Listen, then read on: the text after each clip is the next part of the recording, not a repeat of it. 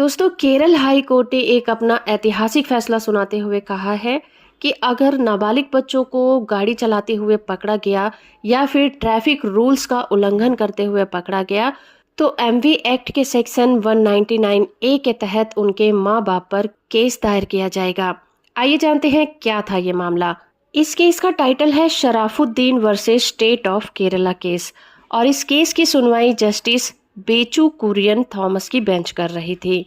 इस मामले में एक व्यक्ति ने नाबालिग को बिना ड्राइविंग लाइसेंस के अपनी मोटर बाइक चलाने की इजाजत दी थी, जिसकी वजह से एमवी एक्ट के सेक्शन 199 ए के तहत और आईपीसी के सेक्शन 336 के तहत आरोप लगाए गए थे। कोर्ट के सामने जो मेन मुद्दे उठाए गए थे वो कुछ इस तरह से हैं। पहला तो ये कि एमवी एक्ट के सेक्शन 199 ए का दायरा क्या है। कोर्ट को ये फैसला करना था कि एमवी एक्ट के सेक्शन 199 ए के तहत अगर कोई नाबालिग गाड़ी चलाते हुए पकड़ा जाता है या फिर बिना लाइसेंस के पकड़ा जाता है तो क्या उसके माँ बाप पर केस किया जा सकता है।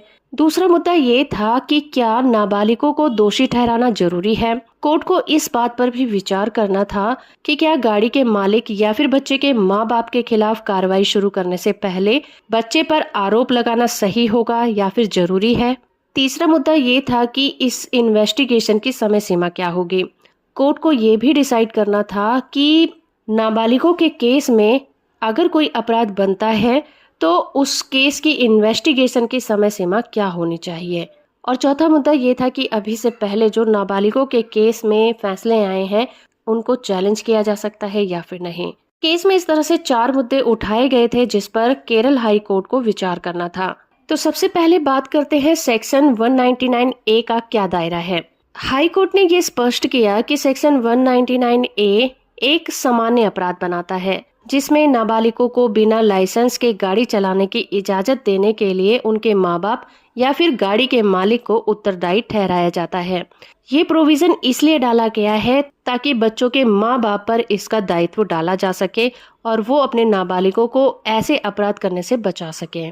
इसके लिए नाबालिगों पर और उनके माँ बाप पर एक साथ मुकदमा चलाने की जरूरत नहीं होती। दूसरा मुद्दा था कि क्या नाबालिगों को दोषी ठहराना चाहिए। इस पर हाई कोर्ट ने अपना फैसला सुनाते हुए कहा कि माँ बाप या फिर गाड़ी के मालिक पर मुकदमा चलाने से पहले नाबालिगों को दोषी ठहराना या फिर उनके खिलाफ आरोप लगाना जरूरी नहीं है। सेक्शन 199 ए के तहत मुकदमा चलाने के लिए डायरी में उस अपराध की रिकॉर्डिंग होना ही काफी होगा। तीसरा मुद्दा था समय सीमा को लेकर। तो हाई कोर्ट ने कहा कि रूल 2016 ये प्रोविजन करता है कि फाइनल रिपोर्ट दाखिल करने के लिए 2 महीने का टाइम दिया गया है और साथ में ये भी कहा कि ये कोई निर्धारित समय नहीं है, लेकिन ऐसे मामलों में जो जांच हो वो जल्दी से जल्दी पूरी होनी चाहिए।